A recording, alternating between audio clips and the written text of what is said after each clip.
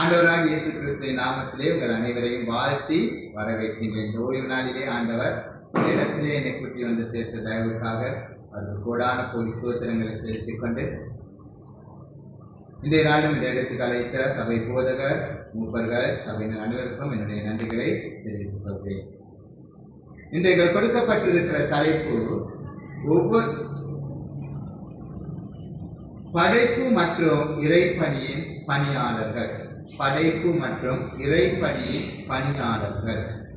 இறைப்பணியின் பணியாளர்கள் என்பது தொடர்பாக இன்று உங்களோடு இறை செய்தியை பகிர்ந்து கொள்ள ஆண்டவரை அழைத்திருக்கிறார். வசனங்களை பகிர்ந்து கொள்கிறேன். இன்று பழைய ஏற்பாட்டின் பாடம் வாசிக்கப்பட்ட போது அந்த இடத்திலே கூறப்படுகிறது, ஆண்டவருக்கு காணிக்கையை செலுத்தி சந்தோஷப்படுதலை குறித்து கூறுகிறது.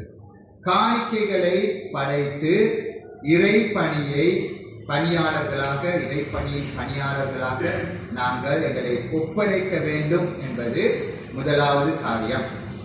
ஆகவே ஆண்டவர் கூறுகிறார், இஸ்ரவேல் ஜனங்களுக்கு கற்றுக் கொடுக்கிறார், நாங்கள் எப்படி ஆண்டவருக்கு, ஏன் ஆண்டவருக்கு காணிக்கைகளை கொடுக்கணும், ஏன் அப்படி செய்யணும். எங்களுடைய மூதாதையர்கள் எங்களை ஆண்டவர் எப்படியாய் ஒரு அடிமைத்தனத்திலிருந்து கொண்டு வந்தார். அந்த அடிமைத்தனத்திலே இருந்து கொண்டு வந்து எங்களை மீட்டு இன்று எங்களை குலவாய் வைத்திருக்கிறபடியால் நாங்கள் அவருக்கு நன்றி செலுத்த வேண்டும். அந்த காணிக்கைகளை கொடுக்க வேண்டும்.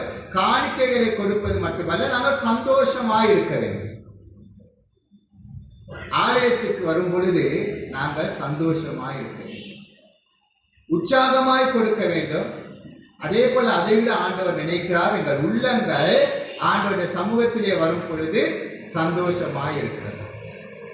அல்லது இங்கே வரும் பொழுது எங்களுடைய உள்ளங்கள் வேதனையோடு அல்லது வைராக்கியங்களோடு இருக்கிறது. இதை ஆண்டவர் பார்க்கிறார். இந்த வார்த்தைகளை நீங்கள் கடைசி வார்த்தையை நீங்கள் வாசித்து பார்த்தால், இன்று வாசிக்க கேட்ட பகுதியின் கடைசி வார்த்தைகளை வாசித்து கேட்டால், உபாகமம் 26:1-11 வரை வாசிக்கப்பட்டது. அதில் அதில் பாருங்கள், 11வது வசனம், 26ஆம் அதிகாரம் 11ஆம் வசனத்திலே இப்படியாய் கூறுகிறது, நீயும் லேவியனும் உன்னிடத்தில் இருக்கிற பரதேசியும் உன் தேவனாகிய கர்த்தர் உனக்கும் உன் வீட்டாருக்கும் அனுக்கிரகம் பண்ணின சகல நன்மைகளின் நிமித்தமும் சந்தோஷப்படுவீர்களாக. ஆகவே இந்த இடத்திலே கூடி வந்திருக்கிற நீங்களும் நானும் இஸ்ரவேல் ஜனங்களுக்கு கூறியது போல, இவ்வளவு காலமாய் ஆண்டவர் பரம்பரையாய் ஆண்டவர்களை இந்த இடத்திலே கூட்டி வந்து சேர்த்தார். அவருக்கு ஊழியக்காரர்களாய், விசுவாசிகளாய், தேவ பிள்ளைகளாய் இந்த இடத்தில் அழைத்தார். ஆகவே எங்களிடத்திலே இருக்கிறார் எல்லோரும் சேர்ந்து, நாங்கள் மட்டுமல்ல, நாங்கள் வீட்டுக்கு யாராவது வேலைக்காரர்களை வைத்திருந்தார், பணிவிடைக்காரர்களை வைத்திருந்தார், எல்லோருமாய் சேர்ந்து ஆண்டவருடைய சமூகத்திலே வந்து சந்தோஷப்பட என்று அழைத்தார். இது சந்தோஷத்தின் நாள், துக்கத்தின் நாள் அல்ல. எல்லாவற்றையும் ஆண்டவர்கள் கொடுத்து இருக்கிறார். ஆமென். எல்லாரும் விசுவாசிக்கிறீங்களா? ஹல்லேலூயா. எல்லாவற்றையும் ஆண்டவர் கொடுத்தார். நாங்கள் சில நேரம் இந்த இடத்துல இருந்திருக்க முடியாது. இவங்க வாழ்க்கையை பரம்பரையை யோசித்து, அதுதான் ஆண்டவர் சொல்றார், முற்காலத்தை நினைத்துப்பார். நீ அடிமைத்தனத்தில் இதற்கு பிறகு வர பகுதியை வாச்சா தெரியும். நீ அடிமைகளையும் குறித்து சிந்தி. ஏன்? நீயும் எகிப்திலே அடிமையாய் இருந்தாய் என்று சொல்றேன். இப்ப எங்களுடைய பழைய காலம் எப்படியா இருந்தது? இன்னைக்கு நாங்கள் எஜமான்கள், இன்று வசதி உள்ளவர்கள், இன்று கற்றவர்கள், இன்று பலனுள்ளவர்கள், இன்று செல்வம் உள்ளவர்கள், இன்று வசதி உள்ளவர்கள். இது இல்ல. இதுக்கு முன்னுக்கு நாங்க எப்படி இந்தியாவில் இருந்தோம், எந்த மதத்தில் இருந்தோம், எப்படி வந்தோம், எப்படி பாடுபட்டோம். சரி, யாழ்ப்பாணம் இருந்தாலும் யாழ்ப்பாணம் எப்படிப்பட்ட துன்பங்களை அனுபவித்தோம். ஆண்டவர் இதையெல்லாம் நினைச்சுதான் நாங்க என்ன செய்யணும்? ஆண்டவருக்கு நன்றி சொல்லி காணிக்கை கொடுக்கணும். அப்ப காணிக்கை கொடுக்கிறது என்றது சும்மா வெறுமனே கொடுக்கறது இல்லை, அது சந்தோஷத்தோடு. ஏன்னா ஆண்டவர் தான் எனக்கு எல்லாவற்றையும் கொடுத்தான். இந்த இடத்துல வந்து நான் நிற்பேன்றதை நான் கனவுல கூட கண்டதில்லை. இந்த இடத்துல ஞானஸ்நானம் எடுத்து வந்தா நாங்கள் அந்த பின்பகல் அத்தை மாமா எல்லாம் உட்காந்துருக்கோம். இப்போ என் கதை இடங்கள் நினைவு வருது, நினைச்சது இல்லை. அப்ப நான் அந்த உள்ளத்துல ஆழத்துல இருந்து, நான் 4 பிடி சர்ச்சில் எங்க பின்னுக்கு எப்படி ஒரு வாலிபனா வந்து உட்கார்ந்து இருந்த உனக்கு சேராம தெரியும் இருந்தேன். ஆண்டவர் உயர்த்தினார். அப்ப நான் முழு உள்ளத்தோட காணிக்க கொடுக்கிற நேரம், காலத்தை கொடுக்கிற நேரம் நான் அதை நினைச்சு பார்க்கணும். என்ன எங்க குப்பையிலிருந்து எடுத்தாரு அதை நினைத்து பார்த்து சந்தோஷத்தோடு இந்த ஆலயத்துக்கு வந்து. அப்ப நீங்களும் அப்படி நீ கொஞ்சம் யோசித்து பாரு, பழையதை யோசித்து பாரு, கடந்து வந்த பாதை யோசித்து பாரு. அப்படி சொல்லி இறை பணியாளர்களாய் இருக்க ஆண்டவர் முதலாவது விளையாடி. அடுத்ததாக வாசித்தோம் சங்கீதம் 100. சங்கீதம் 100க்கும் எங்க கிரைஸ்ட் கண்டிக்கும் வாசிக்கிற மாதிரி நம்ம செயலே இருக்கணும் தானே. நான் அப்படி உபதேசிக்கிறேன், அதனால என்னை பிடிக்காது. இருந்தாலும் நான் சொல்றேன், இன்னைக்கும் சொல்லிக்கிறேன். சங்கீதம் 100 அர்த்தத்தோடு வாசிப்போம். பூமியின் குடிகளே எல்லோரும் கர்த்தரை கம்பீரமாய் பாடுங்கள். பாடுனீங்களா? யோசிங்க. மகிழ்ச்சியோடு கர்த்தருக்கு ஆராதனை செய்து ஆனந்தத்தோடு அவர் சந்நிதி முன் வாருங்கள். சொல்லிட்டேன், சந்தோஷத்தோட வாங்க. ஆனந்தத்தோட அவர் சந்நிதி முன் வந்தீங்களா? யோசிங்க. எல்லாம் நல்லா கட்டுறவங்க. கர்த்தரே தேவன் என்று அறியுங்கள், நாம் அல்ல, அவரே நம்மை உண்டாக்கினார், நாம் அவர் ஜனங்களும் அவர் மேய்ச்சலின் ஆடுகளுமாய் இருக்கிறோம். எத்தனை பேர் கடவுளை நாங்க உண்டாக்கி இருக்கிறோம்? எனக்கு நிறைய பேர் உட்கார்ந்து இருக்கிறது நாங்க கடவுள் உண்டாக்குன மாதிரி. நான் தான்ப்பா உண்டாக்குனேன், நான் தான்ப்பா இந்த ஆலயத்தை கட்டினேன், நான் தான்ப்பா செஞ்சுக்கிட்டு இருக்கிறேன். அப்படி ஒரு திமிருல, கர்வத்துல, பெருமையில, இதுக்குதான் இந்த வார்த்தை. நீங்க இல்ல, ஆண்டவர் உங்களை அழைத்தார், ஆண்டவர் உங்களை உட்கார்ந்து வச்சிருக்காரு. இது நல்ல தாழ்மையோட யோசிச்சுக்கிடுங்க. அது இல்லாதனால தான் எங்களுக்கு இந்த பெருமை எல்லாம் வருது. தூசி இந்த சர்வ சிருஷ்டியை திரும்பி பாருங்க. அமெரிக்காக்காரனுக்காய் ரஷ்யாக்காரனுக்காய் எவனுக்குமே அசைக்க முடியாத அளவுக்கு ஆண்டவர் அந்த இயற்கையை வைத்து கற்றுக் கொடுக்கிறார். சர்வ சிருஷ்டிக்கும் எஜமான. நம்ம ஒரு பூச்சி எல்லாம் சொல்லக்கூடாது, தூசி, கண்ணுக்கு தெரியாத தூசியா இருந்துகிட்டு நாம கடவுளை படிச்சுக்கிட்டு இருக்கோம். ஆண்டவர் யோசிக்க அழைக்கிறார். சரியா? அடுத்த முக்கியமான, அவர் வாசல்களில் துதியோடும் அவர் பிரகாரங்களில் புகழ்ச்சியோடும் பிரவேசித்து அவரை துதித்து அவருடைய நாமத்தை ஸ்தோத்தரியுங்கள். அழைக்கிறார். நான் சொல்லல, ராஜா தாவீது மகாபெரிய ராஜா சொல்றான் தன்னை தாழ்த்தி. நம்ம அப்ப அதுல குப்பை தானே செய்யறோமா? யோசிப்போம். எதுக்கெல்லாம் தடை இருக்கு, ஏன் வாழ்க்கையில பிரச்சனை வருது, ஏன் குடும்பத்துல பிரச்சனை வருது, யோசிப்போம். அப்படி செய்தால் அட்டவசனம் கர்த்தர் நல்லவர். அப்படி செய்யறவங்களுக்கு கர்த்தர் நல்லவர். நல்லா ஞாபகம். கர்த்தர் நல்லவர், அவருடைய கிருபை என்றும் உள்ளது. அவங்களுக்கு அவருடைய கிருபை என்றும் உள்ளது. அவருடைய உண்மை தலைமுறைக்கும் உள்ளது. இன்னைக்கு மட்டும் இல்ல, தலைமுறைக்கும் உள்ளது. அதனாலதான் நம்ம வீட்டுல இருந்து எல்லா இடத்துலயும் போனா நான் முழங்கால் படிட்டா துதிக்கணும், ஸ்தோத்தரிக்கணும். இதை மட்டும்தான் கேட்பேன். மற்றது எல்லாம் ஆண்டவர் எனக்கு கொடுத்திருக்கிறார். எல்லாவற்றையும் கொடுத்திருக்கிறார். எனக்கு வாழ்றதுக்கு வேண்டிய, சந்தோஷமா இருக்க வேண்டிய எல்லாவற்றையும் கொடுத்தான்.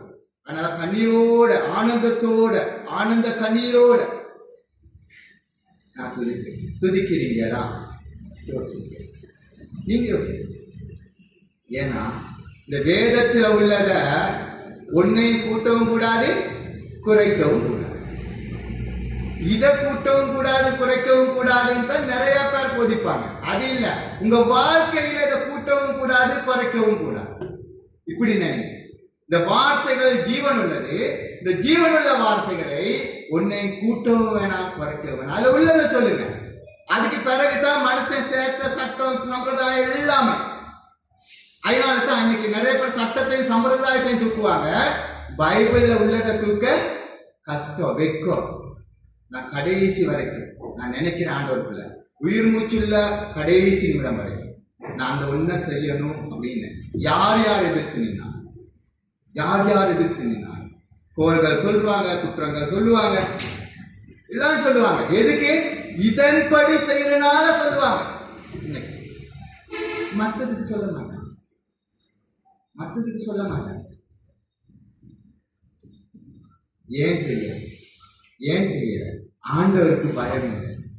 ஆண்டவரிடத்தில் இறை பணியாளர்கள் சொல்றோம், ஆண்டவருக்கு என்ன இல்ல? பயம் இல்லை, கொஞ்சம் கூட இல்லை. அதனால அப்படியே நாங்க வாழ்ந்து கொண்டு இருக்கிறோம். அப்படியே ஒரு பெருமையோடு நாங்கள் வாழ்ந்து கொண்டிருக்கிறோம். ஆண்டவர் ஸ்தோத்திரம். ஆண்டவர் இன்றாவது எங்கள் கண்களை திறக்க செய்தால் ஆண்டவர் நல்லவர். அவர் திறக்க செய்வதற்காக அனுப்பி இருக்கிறார். திறந்து கொள்வது உங்களுடைய கடமையாயிருக்கிறது. ரைட். அடுத்தது வாசித்தோம் எங்களுடைய என்னது? நிருப வாக்கியம். நிருப வாக்கியத்தை இந்த ரெண்டையும் உறுதிப்படுத்துகிறார். என்னது? பிலிப்பியர்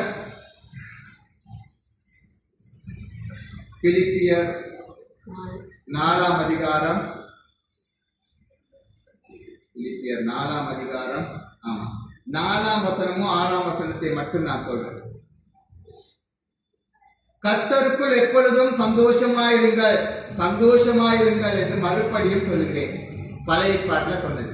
ஆண்டவர் சொன்னதை யார் சொல்றார்? பிலிப்பியருக்கு எழுதும் பொழுது பவுல் அப்போஸ்தலர் சொல்றார், சந்தோஷமா இருங்க. திருப்பியும் சொல்றேன். ஆண்டவர் சொன்னாரு, திருப்பியும் சொல்றேன். நான் சொல்றேன் சந்தோஷமா இருங்க. ஏன்னா உங்களை அடிமைத்தனத்திலிருந்து, உங்களை குப்பையில இருந்து, தூசியில இருந்து, நீங்க இருக்கிற இடத்துல இருந்து ஆண்டவர் தூக்கிட்டு வந்தார். அதை நினைச்சு பாருங்க.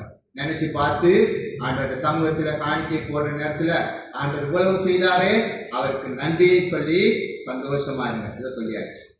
அடுத்தது 6வது வசனத்துல பாருங்க, நீங்கள் ஒன்றுக்கும் கவலைப்படாமல் எல்லாவற்றையும் குறித்து உங்கள் விண்ணப்பங்களையும் ஸ்தோத்திரத்தோடே கூடிய ஜெபத்தினாலே வேண்டுதல்களினாலும் தேவனுக்கு தெரியப்படுத்துங்கள். 2வது விஷயம் நான் சொன்னேன், என்ன செய்யணும்?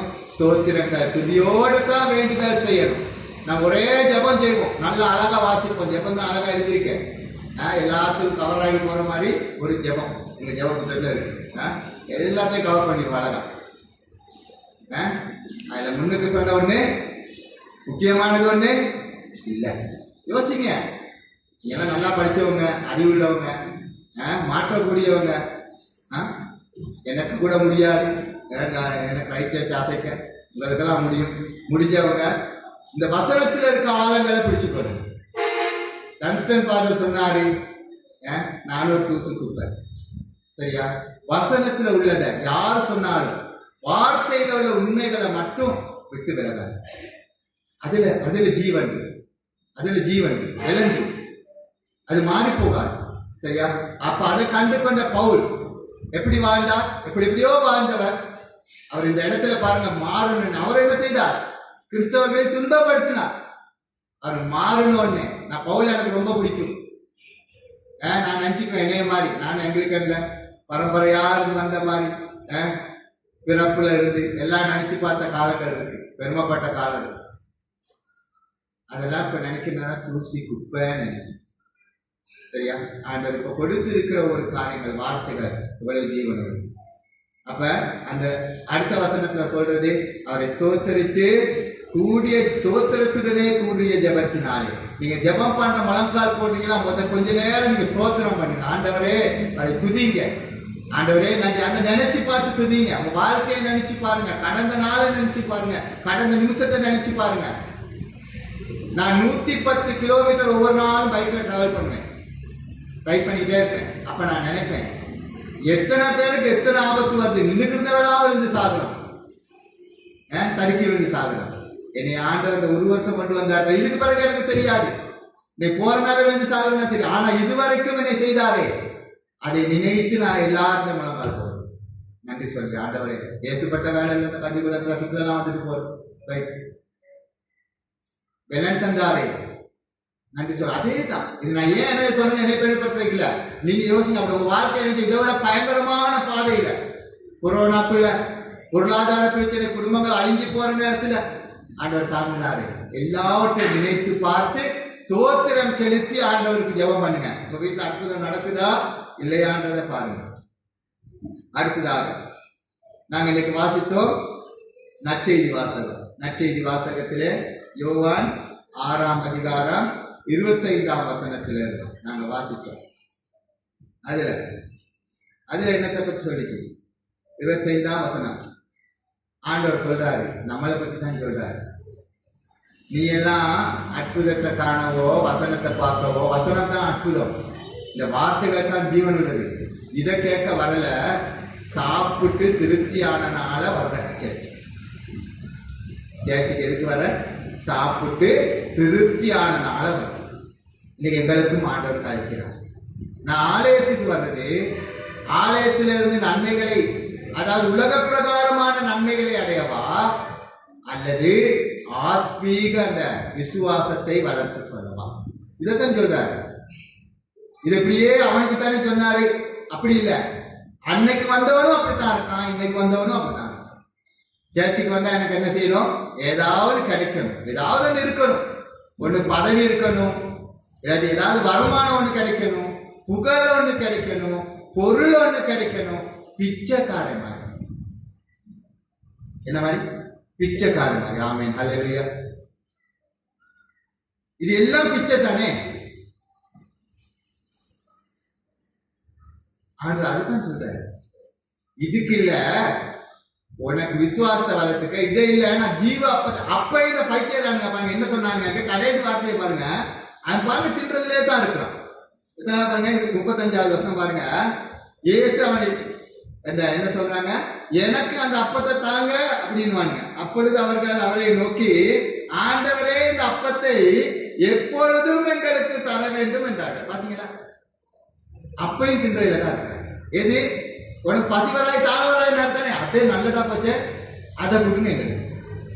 அவர் சொன்ன மத வார்த்தை தானே, நீங்க தின்னு திருப்தியானனால தான் வந்தீங்க, என்னையே காண வரல.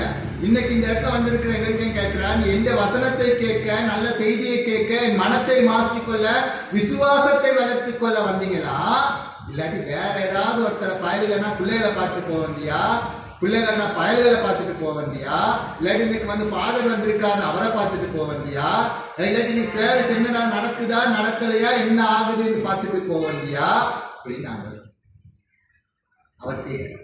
அதனால தான் ஒருமையை சொல்றோம் ஆண்டவருக்கு.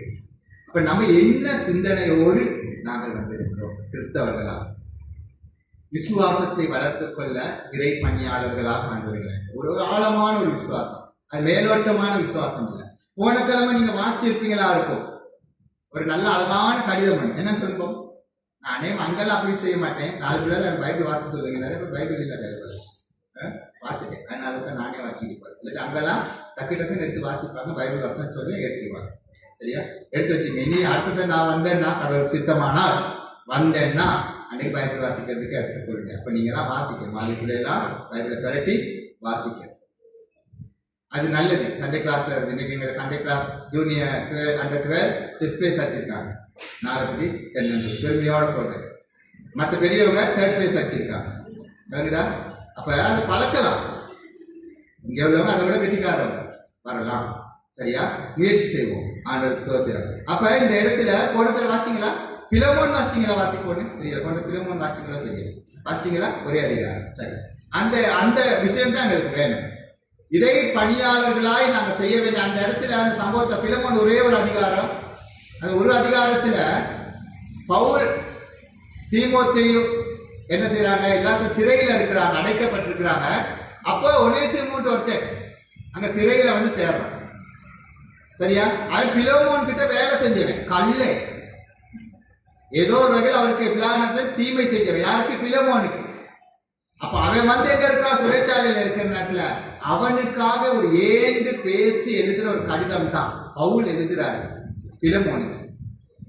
அவனுக்கு தூரமானவன் இப்ப உங்களை கிட்ட வாங்க, அந்த காசெல்லாம் பாடம் ஆயிடுச்சு. இவ்வளவு உருக்கமான வசனங்கள் வாசிச்சு பாருங்களேன். இதுதான் இறை பணியாளர் செய்யறது. அங்கே மூட்டி விடுறது இல்லை, இவனுக்கு அவனுக்கு மூட்டி விடுறது, வச்சு விடுறது, இதானே நம்ம செய்யறது இல்ல. அந்த பவுல் பாருங்க அழகா பிலமோனுக்கு எவ்வளவு தாழ்மையா சொல்றாரு, அவனை என்னைய மாதிரி நினைச்சுக்க. இன்னைக்கு நாங்க சொன்னா கொஞ்சம் கவனமா உனக்கு முதல் செஞ்சா திருப்பியும் செய்வான், கொஞ்சம் என்ன அட்டென்ஷன்ல இரு, அப்படித்தான் நம்ம புத்தி சொல்லுவோம். ஆனா அவர் என்ன சொல்றாரு, எனக்கு கொடுக்கிற மரியாதை அவனுக்கு, என்னை போல நீ அவனை நேசி, நீ எனக்கு கடன் பட்டு இருக்க. பிலமோன் சொல்ற, நீ எனக்கு கடன், நான் உரிமையோட சொல்லலாம், ஆனா அப்படி சொல்லல, ஆண்டவர்களாக தாழ்மையா சொல்றேன், அவனை வச்சுக்க, எனக்கு வயசு போயிருச்சு, எனக்கு முடியாது. ஒரு இறை பணியாளர்கிடத்துல நம்ம ஒவ்வொருத்தருக்கு ஆண்டவர் நினைக்கிறது கேட்கிறது ஆயிதான். ஒருத்தனை ஒருத்தன் தாங்குங்க, ஒருத்தன் குறைய ஒருத்தன் தாங்குங்க, ஒருத்தன் பலவீனத்தை ஒருத்தன் தாங்குங்க. இதைத்தான் ஆண்டவர் எதிர்பார்க்கிறார். நாங்க வைராக்கியத்தோட ஒருத்தர் செஞ்சா ஒரு கூட்டம் சேர்ந்துக்கிறது இன்னொரு பக்கம், இன்னொருத்தர் செஞ்சா இன்னொரு பக்கம், இன்னொருத்தர் செஞ்சா இன்னொரு பக்கம், ஃபாதர் பக்கம், சிஸ்டர் பக்கம், ஓன் பக்கம். நம்ம சேர்ச்சுல இங்க இல்ல. இப்படிதான் ஆமாவா இல்லையான்னு யோசிச்சுப்பாங்க. எவ்வளவு அசிங்கம்! ஆண்டவர் எவ்வளவு கவலைப்படுவார். கர்த்தர் மேல இருந்து எங்களை மனுப்பித்து அது போனத்தில் வார்த்தை இருந்துச்சுன்னு நினைக்கிறேன். கண் நோக்குகிறார். சங்கீதத்தில் வந்துச்சு, நன்மை செய்கிறவன் ஒருவனாயினும் இல்லை. எல்லோரும் கெட்டு போயிட்டாங்க. இன்னைக்கு பார்த்துக்கிட்டாங்க, ரைச்சேச்ச பார்த்துக்கிட்டு இருக்கிறார் மேல. அப்படி இருக்கிறாங்களா? ஒருத்தருக்கு ஒருத்தர் உதவி செய்யறாங்களா? ஒருத்தர் விளையிட்டு ஒருத்தர் தாங்குறாங்களா? ஒருத்தர் குத்தம் செய்யற நேரம் அவருக்கு கொஞ்சம் குத்தி சொல்றாங்களா? இல்லாட்டி அவருக்கு எண்ணெயை ஊத்தி ஊத்தி இன்னும் கொஞ்சம் பேசி, இன்னும் கொஞ்சம் சொல்லு, இன்னும் கொஞ்சம் அடி, இன்னும் கொஞ்சம் வை சொல்றாங்க. எல்லா இடத்துலையும் ஒரு ஃபாதர் நல்லது சொல்றாருன்னா நல்லதை சொல்றதை ஏற்றுக்கொள்றதுக்கு நினைக்கிறாங்களா? அது வசனம் சொல்றாரு, அந்த வசனத்தோட ஆளுன்னு நினைக்கிறாங்களா? ஒரு சிஸ்டர் சொல்றாங்க ஒரு காரியம், அந்த காரியம் ஆண்டவருடைய காரியம், வசனத்துல வந்தது, ரைட், நல்ல செய்தி. ஃபாதரை பார்த்து அது அவனோட வாழ்க்கையை பார்த்து அவனை தான் எனக்கு தெரியுமே அந்த காலில் எப்படி இருந்தவன் அப்படி நினைக்காங்க. ஒருத்தரை நினைக்காங்க. உங்க பக்கத்து யாரையும் நினைக்காதீங்க.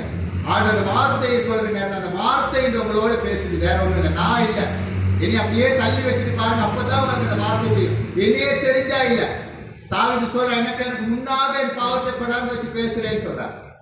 இந்த வார்த்தைகள் எனக்கும் பேசுது, என்னைய நிறைய பக்குவப்படுத்துது, என்னைய திருத்துது, என்னைய திருத்தி இருக்கு நிறைய. இந்த ஆண்டவர் கேட்கிறது, நாங்க ஒருத்தர் தாங்கணும், ஒருத்தர் பலவீனத்தை ஒருத்தர் தாங்கணும். இறை பணியாளராய் நாங்க இந்த உலகத்துல செய்ய வேண்டியது அது ஒண்ணுதான், மன்னிக்கணும். 7 அனுபவத்துல எவ்வளவு காலம், ஏன்னா ஆண்டவர்களுக்கு மன்னித்து இருக்கிறார், எல்லாவற்றையும் மன்னித்துட்டார். எங்கள் பாவத்துக்கு ஏற்ற மாதிரி எங்களுக்கு தண்டிச்சிருந்தா நாங்களாம் எங்க கிடப்போமோ தெரியாது. ஏன்னா நான் நினைக்கிறேன், நீங்க எப்படின்னு தெரியும்.